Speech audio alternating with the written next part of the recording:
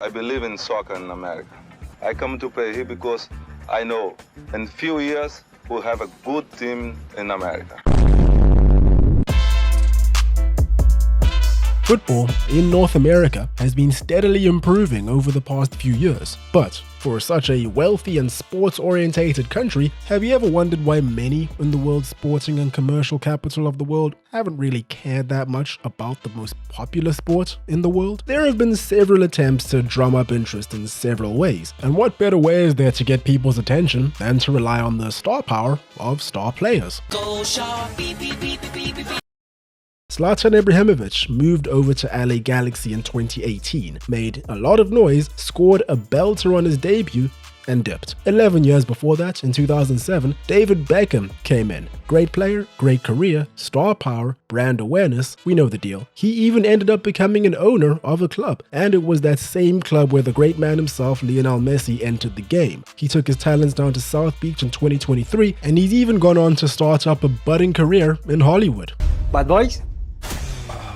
It seems these efforts are a bit of a work in progress. Leaning on star power is nothing new. These methods are, well, antiquated. While Messi made a big splash when that deal was announced, perhaps no other player has had quite the same impact on football in both North, South, all of America as the greatest player in World Cup history, Pelé.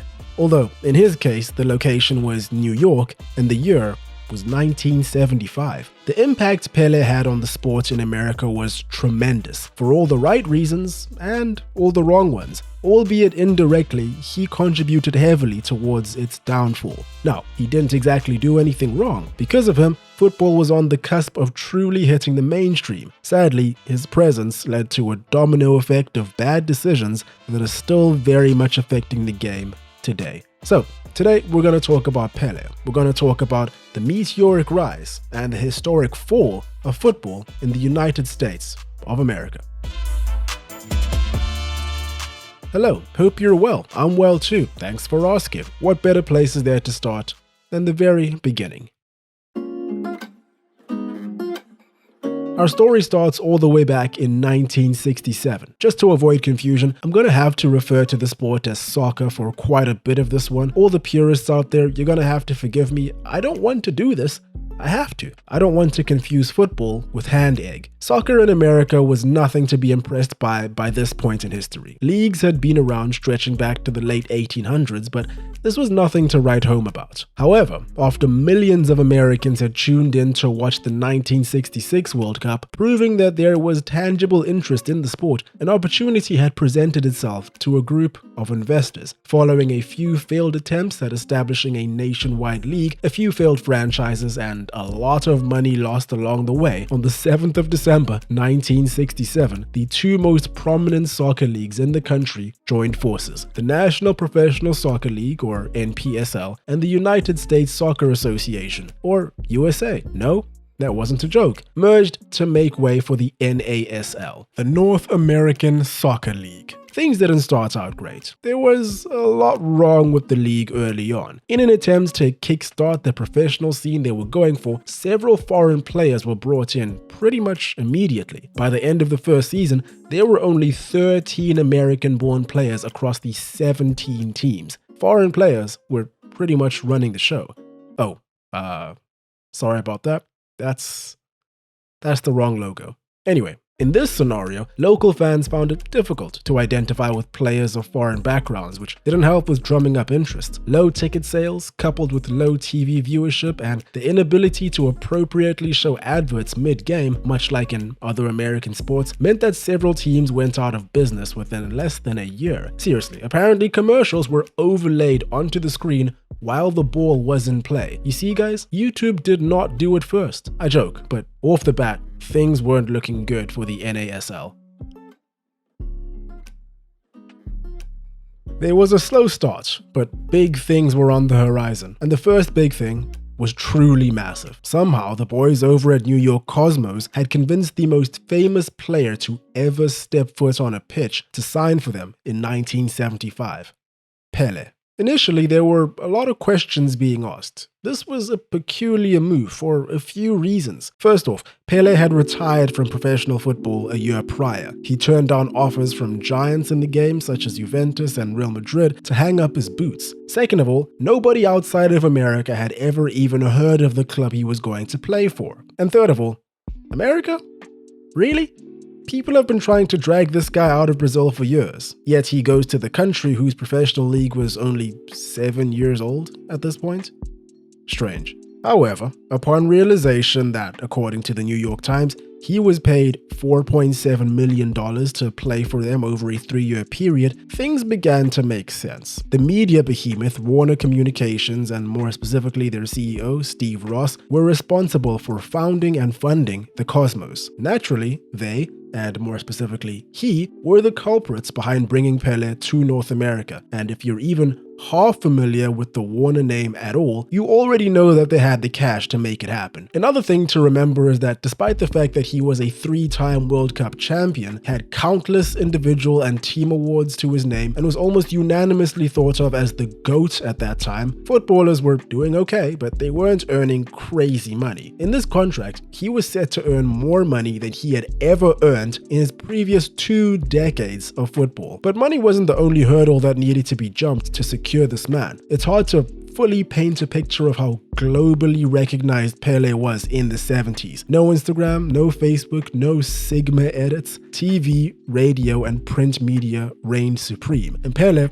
had been dominating those spaces for almost 2 decades. He was a superstar in every sense of the word, and in Brazil, a national treasure. The Brazilian government had no intention of allowing their most famous and recognized person to work outside of the country. He was the ultimate ambassador. So since he was 21, he was effectively barred from leaving. Even after he retired, getting him to move to North America for a last dance proved difficult. US Secretary of State Henry Kissinger, a man who happened to be a massive Pelé fan, had to convince them that this transfer would be an important strategic political move to strengthen ties with Brazil and the US in order to let him go. This was a robust operation, but a necessary one for the NASL and the Cosmos. Pelé gave the league the credibility that it had been craving from the start. He essentially forced everyone to take the NASL seriously. Before Pelé arrived, according to award-winning sports writer Gavin Newsham, soccer in the United States was dying a slow, painful, and largely unnoticed death. He went on to say that soccer, according to an unnamed writer at the time, was just a game played by commies and fairies in short pants, which is one of the strangest sentences I've read out loud. You can tell that it was said decades ago. In any case, when Pelé stepped in, even though the vast majority of Americans were not interested in soccer in the slightest, there is a massive celebrity culture, and such, the vast amount of Americans had very much heard of Pelé. Again, this guy was a mythical beast to the general public. Everyone needed to see him alive to confirm all the stories they'd heard. The result? America's interest in soccer surged overnight, and what followed was undoubtedly the most iconic period for the sport in the country's history. The season before Pelé signed, Cosmos had finished bottom of their regional division with a record of 4 wins, 2 draws, and 14 losses, a 25% win rate. When my man arrived, 3rd out of 5, 45% win rates. But they were improving, and the silverware would soon come. But it's not like any of that really mattered. What really mattered when it came to this whole project wasn't about what was going on the pitch. Soccer was the talk of the town. Again, to quote Gavin Newsham, the impact of Pelé's signing was seismic. Before, they had given away tickets with Burger King vouchers and bumper stickers. Now, they had to lock the gates before the ground reached its capacity. The Cosmos' average attendance per match per season went from about 3,600 in 1974, the year before Pelé arrived, to just under 48,000 by 1978. This is what we call the Pelé effect. And the man still had it too. 31 goals and 56 appearances in the league over his 3-year tenure was a great return in all honesty, as was an NASL MVP award in 1976. So it should come as no surprise that after Pelé, several other star players came pouring through, most notably Italian striker Giorgio Chinaglia from Lazio, who was one of the best strikers in the world at that point, and Franz Beckenbauer, who was Franz Beckenbauer, and all of a sudden, the wins came pouring in. A star-studded team that were actually performing to their potential. This is something we can all get behind. These guys were winning all of the fans. They were essentially rock stars. You know how celebrities are always spotted courtside at NBA games? Well, when it came to the Cosmos, it was no different. Everyone wanted a piece of them, even actual rock stars. You already know Drake would have been there had he been around at the time. Instead, he had to settle for supporting moving along. This time around, the fact that many of the players were foreign was actually seen as a badge of honor, as opposed to how foreign players were perceived only a few short years prior. We transcended everything, every culture, every socioeconomic boundary. We were international, we were European, we were cool, we were Americans from the Bronx, we were everything to everybody. The words of Shep Messing, the Cosmos goalkeeper at the time. And in 1977, they finally went all the way. New York Cosmos were the soccer ball champions. Yes, I said soccer ball. Don't laugh, but it's a perfectly normal name. I said don't laugh. Anyway, times were good. Until they weren't. The 1977 win was a fantastic victory for the Cosmos. They had finally lived up to the hype and weren't done just yet. I say this because they went on to win the top division title 3 more times in the next 5 years. However, the 77 season was also the last season in Pelé's 3-year contract. For the second and final time, the great man hung up his boots. And it was a pretty sad day when it happened. Pelé closed out his career in a friendly match between Santos and the New York Cosmos, the only 2 club teams he ever played for in his career. In the second half, it started raining, and so the very next day, a popular Brazilian newspaper printed out that even the sky was crying. But there was more misery to come, because unfortunately for the NASL, almost all of the interest and momentum that the Cosmos had built up in the 3 years prior, much like Pelé, disappeared. Not immediately though. Earlier, we took a look at the average season attendance for the New York Cosmos before and after Pelé joined. It's not bad, as is expected when you're reigning champions. Coincidentally, this is also a chart of the increase in plastic in New York. Anyway, below is a chart of the Cosmos attendance in the years following Pelé's departure. This is what we call the Pelé effect. To be real, Pelé's departure and the league's lack of a star man obviously contributed to its downfall. However, there were a whole host of other reasons for why the walls came tumbling down. In short, the fall of the NASL can be broken down into 4 main categories: too much hype, too much spending, not enough regulation, and a blatant disregard for the traditions of the game. Too much hype. The NASL was growing at an incomprehensible rate in the second half of the 70s. TV deals were being agreed, stadiums were being packed, and the promise of a growing monetizable audience was becoming very, very real. Jackpot, said almost everyone whose money was already tied in the league. Everyone had seen what Cosmos did in signing Pelé and decided that this model was a winner. Johan Cruyff, Georgie Best, Carlos Alberto, and a whole host of other players were signed by other clubs in an attempt to get their piece of the pie. And the league's commissioner, Phil Woosnam, aggressively increased the amount of teams in the league from 18 to 24 in 1977 to reach as many markets and demographics as possible. Well, instead of expanding, they probably should have been examining the popularity and performances of the teams already in the league. You know, a minor detail. The average attendance for the Cosmos in 1978 was the highest of any team in NASL history. Like I said, roughly 48,000. It's good stuff, but The average attendance for the remainder of the league, not counting Cosmos, was less than a quarter of that, about 11,000. And ironically, attendance and ticket sales didn't matter all too much to Cosmos. They were backed by Warner Communications, so they had an unlimited amount of money they could burn through without remorse. The rest of the pack that did need those gate receipts did not. Too much, too fast. Which brings us to point 2. Too much spending. To quote the San Diego Soccer's owner, great team name Jack Daly, directly, it became fashionable to chase the Cosmos. Everyone had to have a Pelé. Coaches went around the world on talent searches, forcing the prices up. And to make matters worse, not only were the majority of the foreign players brought in their twilight of their careers, but new regulations advocating for more North American players to feature in each team meant local talent became increasingly expensive. Again, to quote Daly, our hype tried to present the NASL as a new NFL when we weren't ready.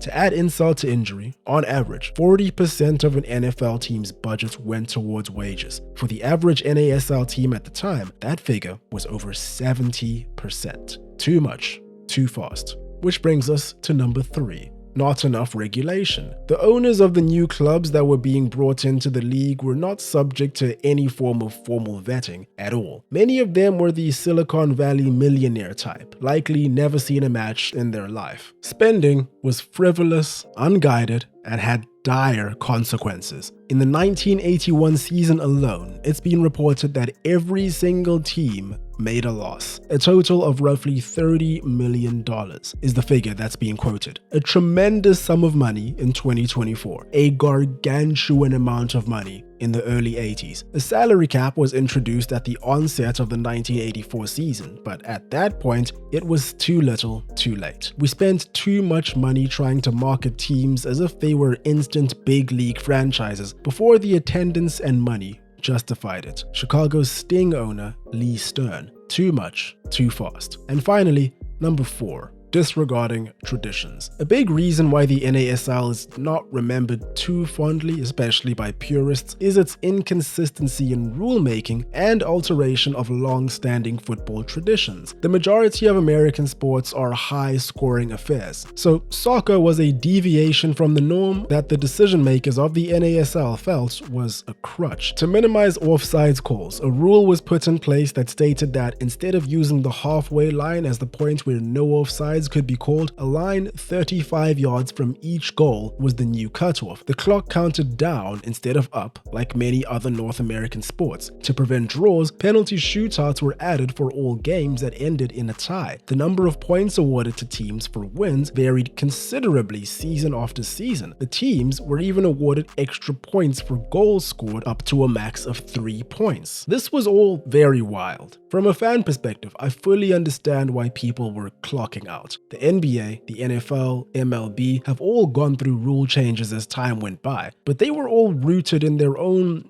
unique identity. From what it seems, the NASL was never sure who or what it really was, constantly trying to change the rules and do anything to get eyeballs on its product. All signs pointed towards complete collapse. Drained, demoralized, and broke, team after team closed operations, and by 1984, the NASL was no more.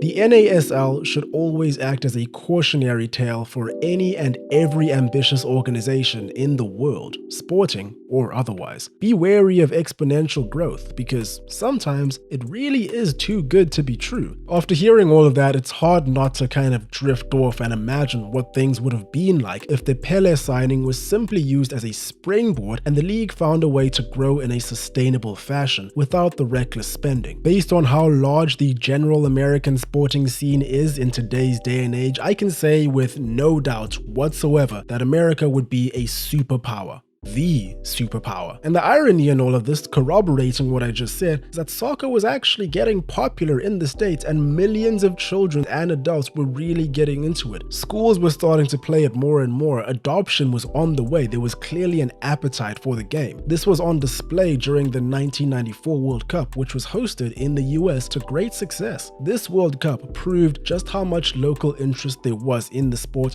and helped pave the way towards the formation of the MLS. However, taking all of that into consideration for the sake of completion, if we're being fair, we do have to give credit where credit is due. For all the rule changes and inconsistencies, we have the NASL to thank for a few very prominent aspects of the sport. To make players easier to identify, they are credited with being the first to print player names on shirts. They were also credited with being the first to do away with the back pass rule, whereby goalkeepers could pick up back passes, and the strict salary cap on players that keeps MLS clubs spending in check was likely heavily inspired by the NASL. Anyway, after all of that, I would like you guys to walk away from this video with this one very important message. This entire video and all my blabbering is just to say that Pelé was 100% to blame for all of this, and he categorically ruined football in America.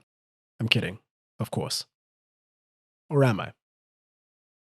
Anyway, there we have it. That's all for me today. Hope you guys enjoyed. Hope you're having a great day. Cheers, and I will catch you in the next one.